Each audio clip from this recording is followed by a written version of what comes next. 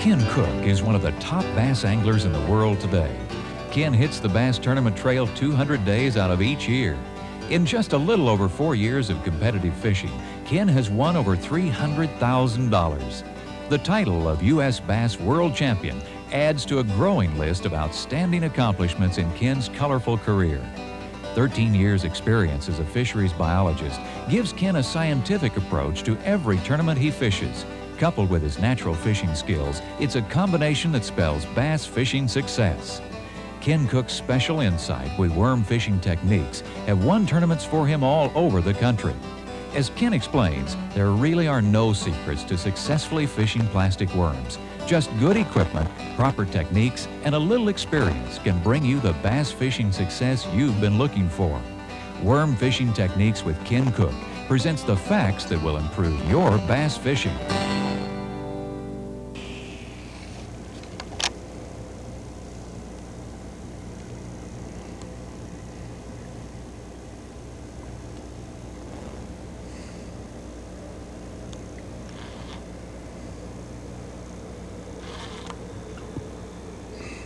There's fish.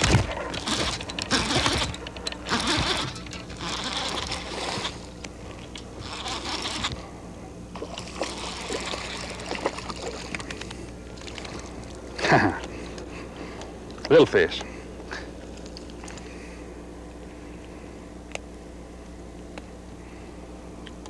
Pretty little fish. We'll turn him back so he can get up to be a big fish.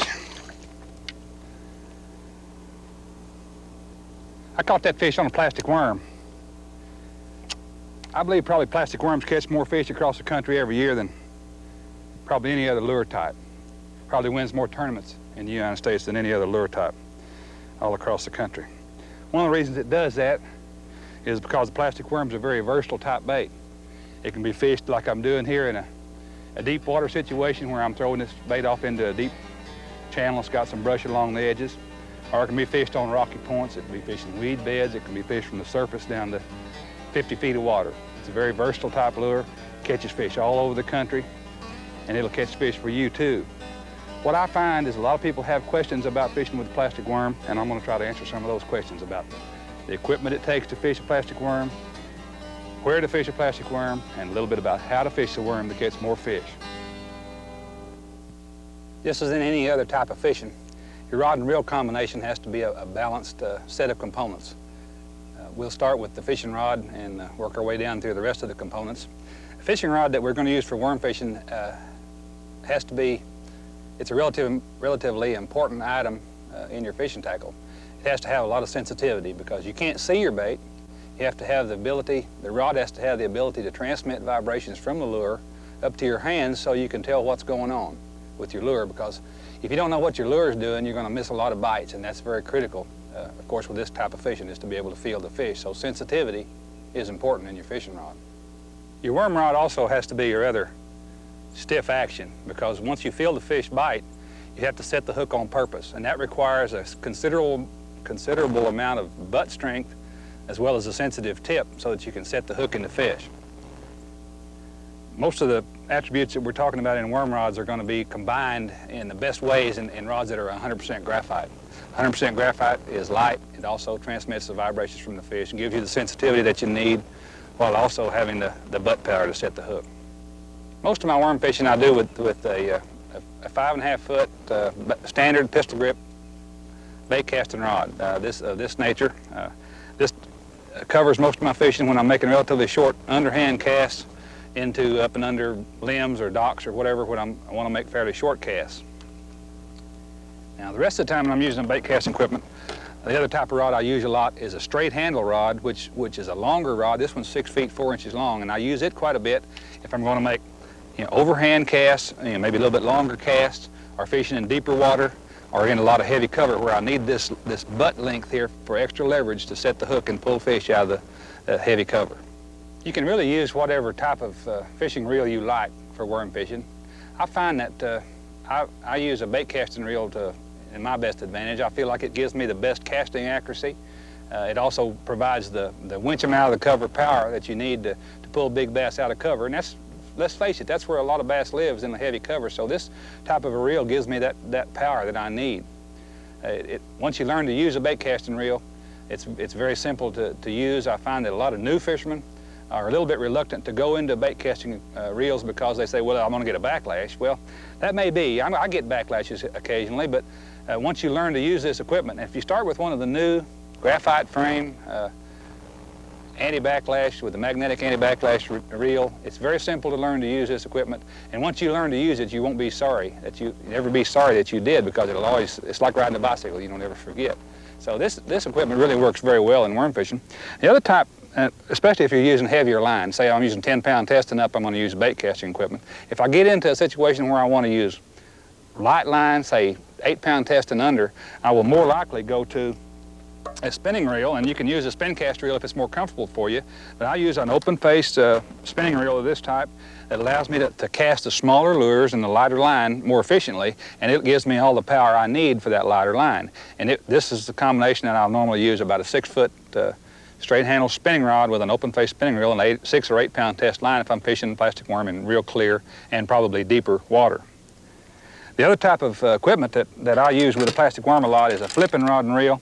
Now, flipping rod and reel is really just like this other straight handle bait casting rod I've talked about, except it's longer. Most flipping rods are 7.5 or 8 feet long, using the same bait casting reel. But for flipping, I'll normally use 20, 25, maybe even 30-pound test line, because I'm not really actually making a cast, but rather flipping the bait into the cover at real close-up ranges. And I just use this heavy rod and heavy line to superpower the fish out of the heavy cover.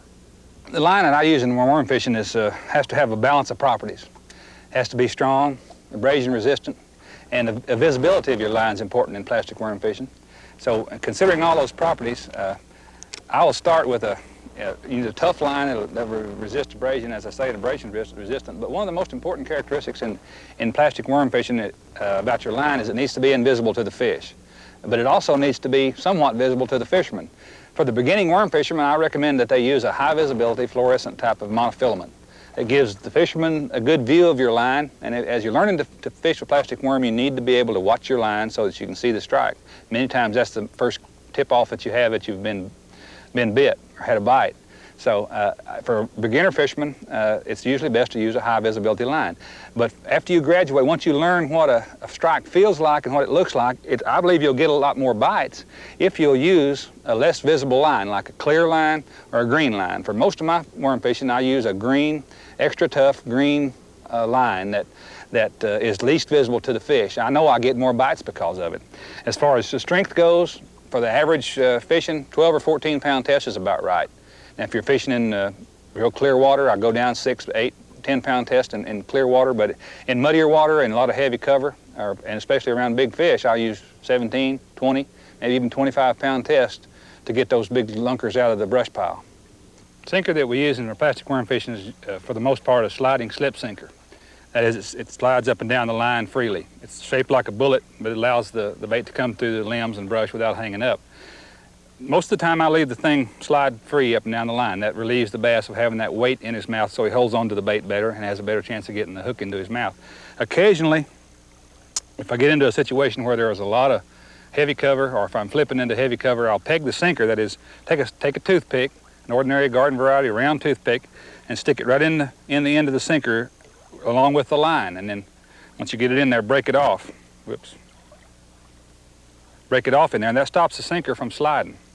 What that does, once you slide it up against your worm, it makes it almost like a jig head with a worm on it. And so when you pitch it into heavy cover, the sinker and the worm don't separate and you don't get tangled up as much that way. So that works out very well. As far as the size of the sinker, I use the lightest sinker as practical. I like the worm to sink as slowly as is reasonable. If you're fishing in deeper water or a lot of heavy cover and a lot of heavy wind, a bigger sinker is usually necessary. Normally with small worms, I use a lighter sinker. With bigger worms, I use a heavier sinker. As far as the hook goes, I've tried just about every style of worm hook that's ever been invented, and some that aren't still on the market yet. And the best one I find as far as hooking the greatest percentage of the fish that hit the plastic worm is a cam action type hook. It's got a bend in the shank that allows the hook, once the fish gets it into his mouth, it turns. As you pull it out of the fish's mouth, the hook will turn and hook the fish almost every time without it coming out of the fish's mouth and missing the fish. So this has been the most successful type of worm hook for me. One of the key things about plastic worms is to keep it matched to the size of your worm. If you're using about a 6-inch worm, a 2/0 or even a 3/0 hook's about right. For a smaller 3 and 4-inch worms, you have to use a 1 or 1/0 size hook. For a 6 and 8 and 10-inch worms, you get larger worms, you necessarily have to use a bigger hook to match the size of the worm.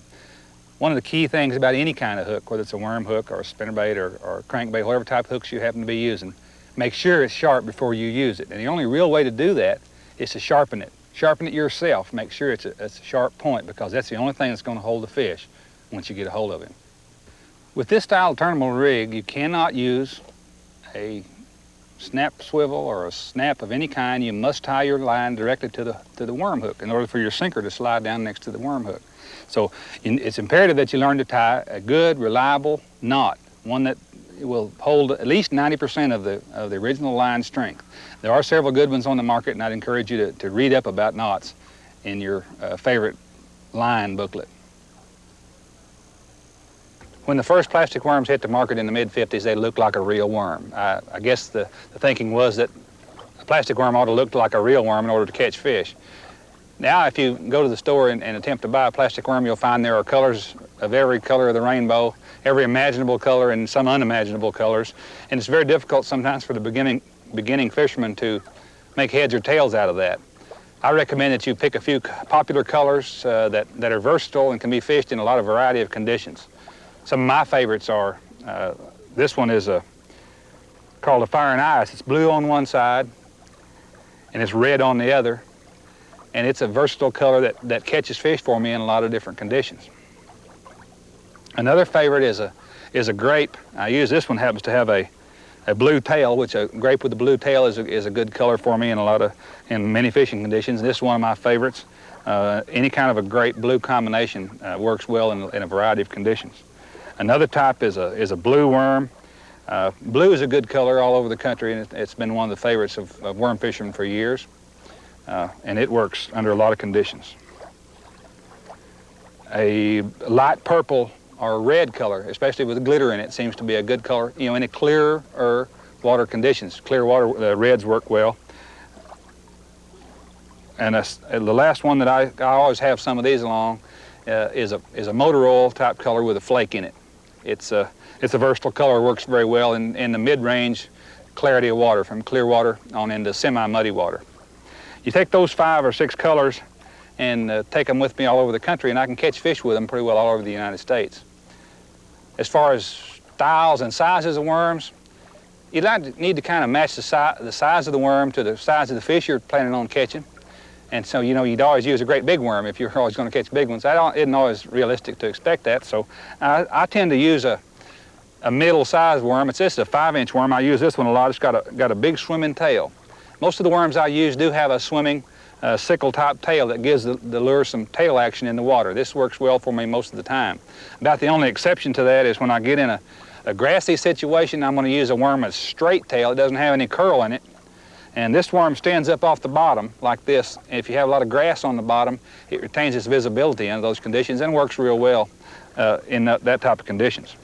If I get in real muddy water, I tend to go with a bigger worm and stay with this big tail worm that gives me a lot of vibration and more sound to the worm.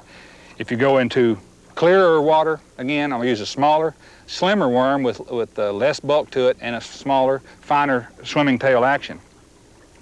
Another type of worm that's available looks like half crawfish and it's half worm.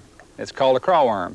And anytime there are a lot of crawfish in the bass's diet, this is a very effective tool to use and fish it just like you would a plastic worm. I guess a bass could mistake a plastic worm for a real earthworm. More likely he mistakes it for an eel or a water snake, or most likely of all probably some sort of a fish, a swimming fish, because most of the worms that we fish nowadays have a swimming tail. But mistake him he will, and that's when we'll catch that fish. Standard worm rig that we use most of the time is called the Texas rig. It was invented in East Texas when Toledo Bend and Rayburn were new lakes, and they found that it worked very well in a lot of that timber that was down there, and it's very weedless, and it's very appropriate to fish in a wide variety of circumstances. The rig involves burying the hook into the worm so that it's weedless. And so here's how to go about all that. You take the hook, insert it into the nose of the worm for about 3/8 of an inch, and then bring it out. Bring it out about 3/8 of an inch back, and pull the hook all the way down into the worm. The eye of the worm hook needs to be just inside of the plastic worm's nose. And then turn the hook around and reinsert it in the body of the worm so that the hook almost goes through the body of the worm, but remains inside the plastic, so that keeps it weedless. What you come up with then is a worm that'll hang straight on the hook and come through all that cover without hanging up. This creates a problem. That is, when the bass gets this whole thing in his mouth, you then have to set the hook on purpose in order to hook the fish. So it solves some problems, but it creates some others. And so it makes it necessary for you to realize you've had a bite and set the hook on purpose. But other than that, this is by far the most successful worm rig that we're dealing with.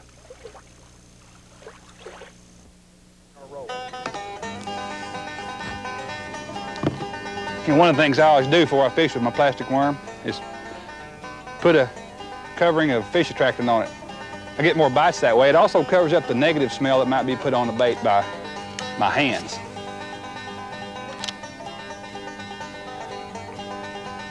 I'm fishing out there by that little orange buoy.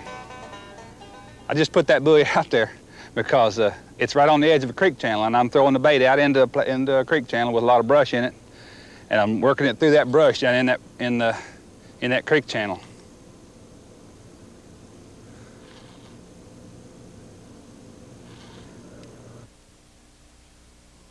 The presentation of your lure often spells the difference between fishing and catching.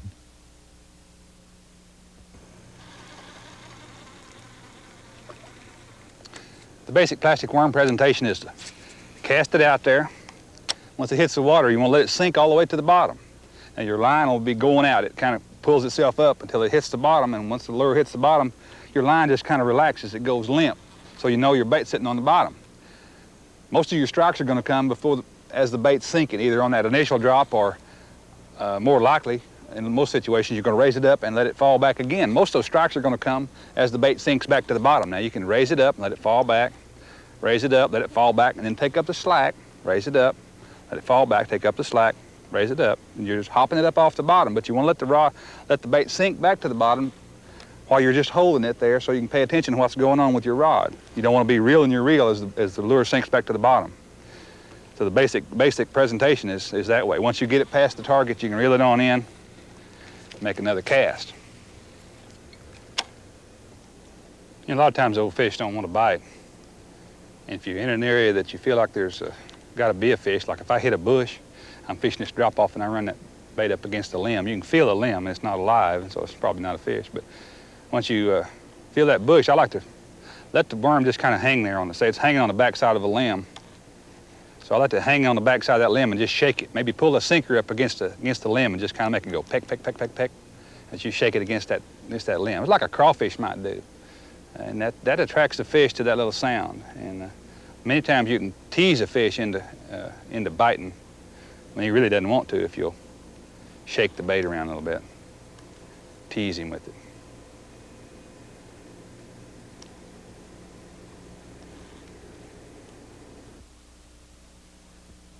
The plastic worm is so versatile, it can be fished in any type cover. One of the good things about fishing a plastic worm, one of the things that makes it so versatile, is its ability to be fished in the heaviest types of cover and still be able to get through the cover and get to where the fish is without being hung up. One of the best things about it is its ability to do that. It also can be fished very fast. We talk about, many people think of a plastic worm as being a slow bait, but you can really take it in a situation like this and make a quick, accurate cast to each one of these little stumps, each target, fish the bait by the target, and if the fish is not by that stump, pick it up and make another pitch to the next stump. And you can cover lots of water that way, and it's a very effective lure for actually covering the waterfront. Strikes on a plastic worm have been described every way you can imagine. They've been called tap, tap, and thump, and thunk, and all kinds of descriptions. And it can really be any of those things, or it can be nothing at all. It can be anything from a violent tug on into your line to just a limp feeling.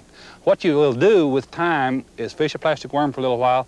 You'll develop a feel for how much resistance it should have when you raise it up off the bottom.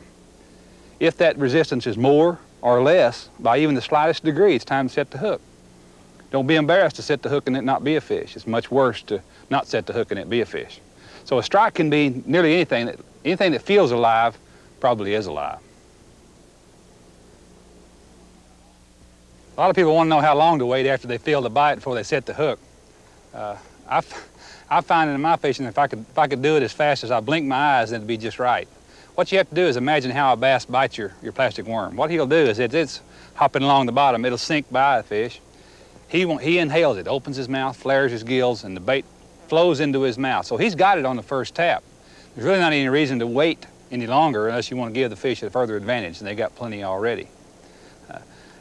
One of the things that I always encourage people to do is to jerk as soon as possible. We used to, when I was first learning to worm fish, I was taught to wait to a count of 10 or till the fish stopped and then moved again before you set the hook. And the only thing I found that did for me was it helped the fish to swim under another bush. And I ended up with a lot of bush along with the fish most of the time when I tried to set the hook. What I'll do now is set the hook immediately as fast as I realize there's a fish on there. Another thing you want to try to avoid is being too careful about when you set the hook. Just set the hook anytime it feels funny. You'd be surprised how many times that little insignificant twitch on your line turned out to be a 7-pounder. And if you just knew how many times that happened to you, you'd jerk a lot more times. I take plenty of jerks with me to the lake, that is hook sets, and when I don't mind using them and try to use up as many as I can during the day. There are several things about plastic worms that make them versatile. They can be fished almost anywhere at any time, but the best season is summer, or at least when the water temperature is over 60 degrees Fahrenheit. I think that's because there are a lot of things swimming around in the water that worms imitate well. Things like shad, snakes, eels, and of course real worms that bass like to eat. In summer, you can't really say you've tried everything to catch a bass unless you've given fake worms a try. I have two favorite patterns for plastic worm fishing. The first is shallow water with lots of cover, like logs and bushes or weeds. This is classic bass habitat, and the plastic worm's weedlessness allows you to catch bass from the thickest of places. The second is deep water drop-off structure, especially water that's too deep to fish with a mid-depth lure such as a crankbait. You can use a worm to probe down the edge of the drop-off and catch bass that can't be caught any other way.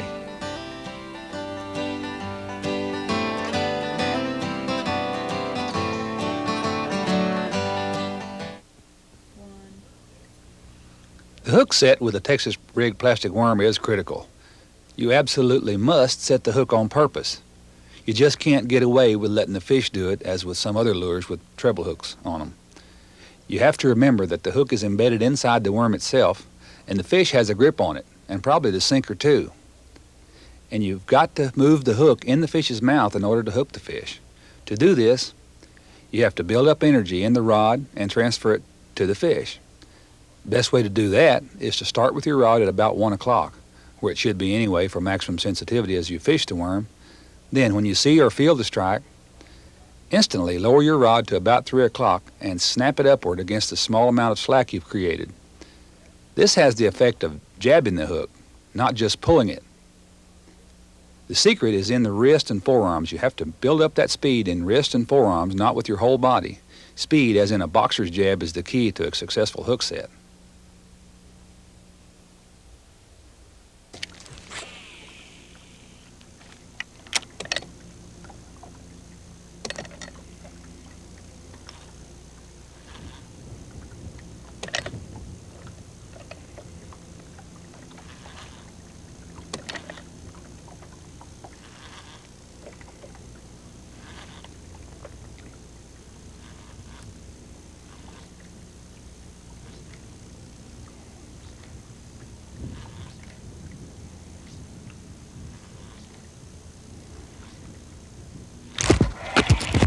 There he is. Ah, little fish.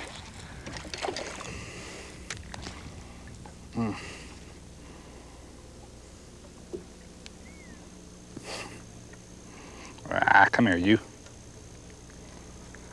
That's a small fish, but he's pretty.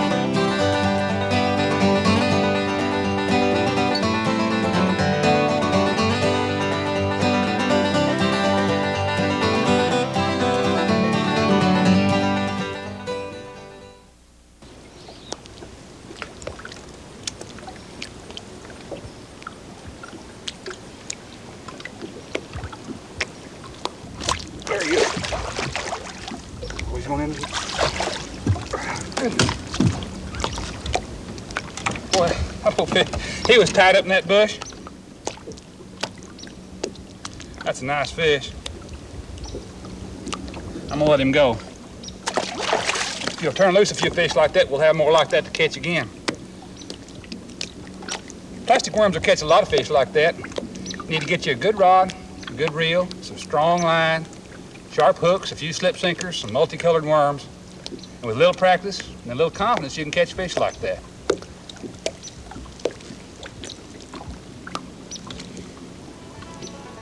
I'd like to thank you for sharing the boat with me today. Remember, plastic worms are a very effective bass catching lure. If you'll practice a little, get some confidence in this bait, you'll catch more fish on plastic worm.